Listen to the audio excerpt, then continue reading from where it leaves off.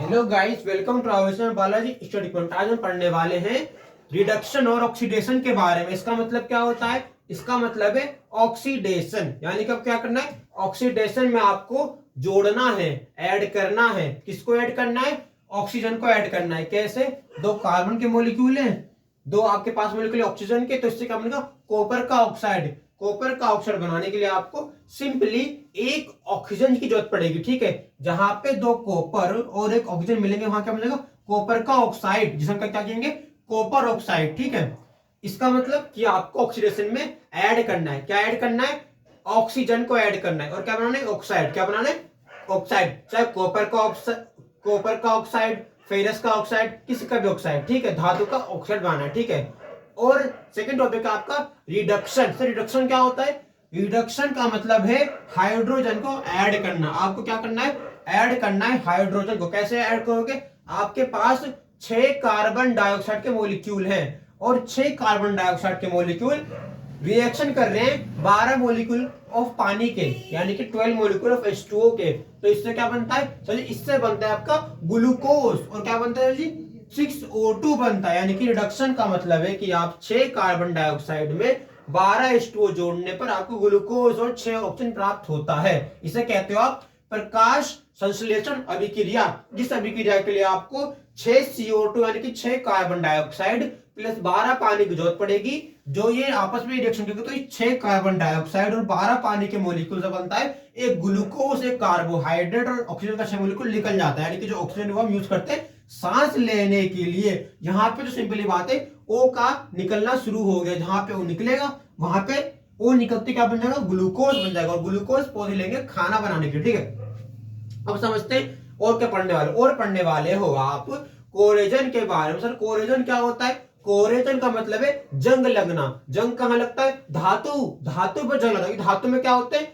धातु क्या होते हैं? धातु कांटेक्ट में आते हैं एयर के। तो ये कोरेजन का जो प्रोसेस है, जंग यानी कि जो जंग लगता है धातु में लगता है, यानी मेटल लगता है, मेटल। ये कब लगता है? Due to moisture and air. जहां आपकी नमी हो, जहां आपका पानी हो, जहां आपकी हवा हो। अगर हवा और पानी, क्या सर जी? अगर हवा और पानी आपस में मिल जाए तो इससे क्या बनता है? जंग। क्या लगता है? जंग। और ये प्रोसेस स्लो होता है, समझना। अगर आपसे पूछे कोरेजन इज अ प्रोसेस, तो ये स्लो प्रोसेस है, क्योंकि कोरेजन में क्या होता है? पानी धीरे धीरे लोहे के अंदर एंटर करता है। जब कोरेजन में पानी धीरे धीरे लोहे के अंदर एंटर करता है तो लोहे के मॉलिक्यूल को तोड़ता है। कैसे? यानी कि पानी की हर एक छोटी छोटी बूंद जाती है लोहे के अंदर, तोड़ती है उसे, ब्रेक करती है। तो इससे क्या होता है? लोहा झड़ जाता है, जिसे हम कहते हैं लोहा झड़ गया, लोहे में जंग लग गया। ठीक है, समझ में आ गया? इसलिए मैंने क्या बोला? Rusting of iron. इसका मतलब क्या होता है? लोहे पर जंग लगना। किसी लोहे के गेट को अगर आप पानी में छोड़ दो तो पानी उसे धीरे धीरे खराब करता है। कैसे खराब करता है? पहले वो उसके अंदर घुसता है, घुसने के बाद उसे खराब करता है, उसे खराब करते करते तोड़ता है।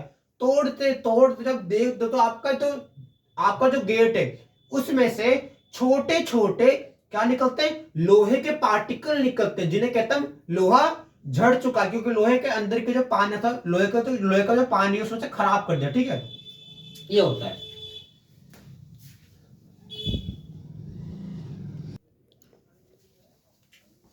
चलिए अब कुछ और बात करते हैं। नेक्स्ट टॉपिक है आपका, ये चैप्टर खत्म हो गया, इसके बाद पढ़ेंगे एसिड बाय सॉल्ट के बारे में। ठीक है, नेक्स्ट टाइम टेबल के शेड्यूल के हिसाब से। तो अब हम पढ़ रहे हैं रेंसिडिटी के बारे में। सर रेंसिडिटी क्या होती है? सिंपल सी बात है sir, fats and oil are oxidised. जो आपका फेट का मॉलिक्यूल टूटता है, और मैं आपको बोला था, क्या कहा था? याद करो, मैं आपको क्लास 12th में पढ़ाया था, हर जगह पढ़ाता हूं कि एक फेट का मॉलिक्यूल क्या सर जी? एक फेट का मॉलिक्यूल किसके बराबर है? एक फेट का मॉलिक्यूल बराबर होता है 3 मॉलिक्यूल ऑफ ग्लिसरॉल्डिहाइड के। क्या sir ji? 3 molecule of glyceraldehyde के। दिक्कत नहीं। अगर हमारा एक मॉलिक्यूल ऑफ फेट बराबर है 3 मॉलिक्यूल ऑफ ग्लिसरॉल्डिहाइड के, तो इसका मतलब क्या होता है? इसका मतलब ये है कि हमें एक फेट का मॉलिक्यूल तोड़ना है। तो हम क्या तोड़ रहे हैं? हमें तिगनी फोर्क लगानी। क्यों? क्योंकि यहाँ पे क्या दिक्कत है? दिक्कत सारी ये है कि यहाँ पे एक साथ 3 मॉलिक्यूल है किसके? ग्लिसरॉल्डिहाइड के। तो मैंने आपसे बोला कि सर ये तो डेंसिटी का मतलब क्या होता है? ऑक्सीडेशन ऑफ फैट होता है। और फैट का ऑक्सीडेशन कब करोगे? फैट का ऑक्सीडेशन करने के लिए आपको वन फैट के मॉलिक्यूल जब 3 ग्लिसरॉल्डिहाइड के बराबर है, इसका मतलब क्या को हर ग्लिसरॉल्डिहाइड आपको क्या करना है, आपको एक साथ तीन मॉलिक्यूल तोड़ने किसके, ग्लिसरॉल्डिहाइड के। तो मुश्किल काम है भाई, इसलिए क्या होता है प्रोसेस, स्लो प्रोसेस है, due to this slow process. ठीक है, स्लो प्रोसेस, बस कोई दिक्कत, बस रटना है ही नहीं। कोई पूछे सर डेंसिटी क्या था, स्लो या फास्ट, आपसे क्या बोलोगे, स्लो।